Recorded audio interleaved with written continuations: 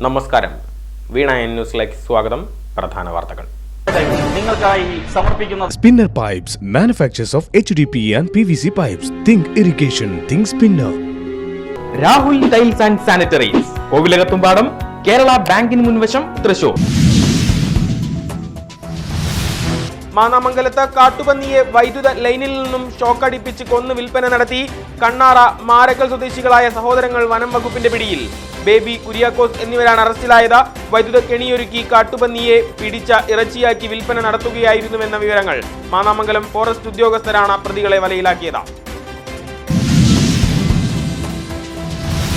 ശക്തമായ മഴയിൽ ജില്ലയിലെ ഡാമുകൾ ജലസമ്പന്നമാകുന്നു. സംസ്ഥാനത്തെ പ്രമുഖ ഡാമുകളിൽ തന്നെ ഒന്നായ വാഴാനി ഡാം തിങ്കളാഴ്ച തുറന്നേക്കുമെന്ന് സൂചന. 62.48 മീറ്റർ സംഭരണശേഷിയുള്ള ഡാമിൽ ശനിയാഴ്ചയോടെ ജലത്തിന്റെ അളവ് 51.46 മീറ്ററിലെത്തി. തുറക്കാൻ അനുമതി തേടി ഇറിഗേഷൻ വകുപ്പ് ജില്ലാ ഭരണകൂടത്തിന് കത്ത് നൽകി. കുന്നംകുളം വൈശ്ശേരിയിൽ യുവാവിനെ ബൈക്കിടിച്ച് വീഴ്ത്തി കൊലപ്പെടുത്താൻ ശ്രമിച്ചതായി പരാതി. വൈശ്ശേരി സ്വദേശി 25-കാരൻ ജിനീഷിനെയാണ് ബൈക്കുകളിലെത്തിയ സംഘം ഇടിച്ചു വീഴ്ത്തിയത്. യുവാവ് ആശുപത്രിയിൽ ചികിത്സ തേടി. ചിറയം സ്വദേശിയായ യുവാവിനെ ഉൾപ്പെടെ 5 പേരെ ആക്രമിച്ച കേസിലെ പ്രതിയാണ് മർദ്ദനമേറ്റ ജിനീഷ് എന്നും വിവരങ്ങൾ. മുളകുന്നത്തുകാവ് റെയിൽവേ സ്റ്റേഷൻ പരിസരത്ത് നിന്നും കഞ്ചാവ് വേട്ട. സമീപത്തെ പെട്ടിക്കട പരിസരത്ത് നിന്നും 1 കിലോയിലധികം കഞ്ചാവ് കണ്ടെടുത്തു. പോലീസ് സാന്നിധ്യമറിഞ്ഞ പ്രതി ഓടി രക്ഷപ്പെട്ടതായി വിവരങ്ങൾ. ബാഗിനുള്ളിലാക്കിയ നിലയിലുണ്ടായിരുന്ന കഞ്ചാവ് പൊതി പിടികൂടിയത് Mulankunnathukavu medical college police.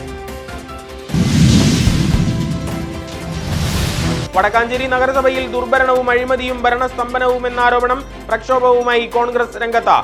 Congress Mundathikode മണ്ഡലം പ്രസിഡന്റ് CH ഹരീഷ് നയിക്കുന്ന ദ്വിദിന കാൽനട ജാഥയ്ക്ക് തുടക്കം. പുതുർത്തി സ്കൂൾ പരിസരത്ത് നിന്ന് ആരംഭിച്ച ജാഥ DCC സെക്രട്ടറി ജിജോ കുര്യൻ ഉദ്ഘാടനം ചെയ്തു.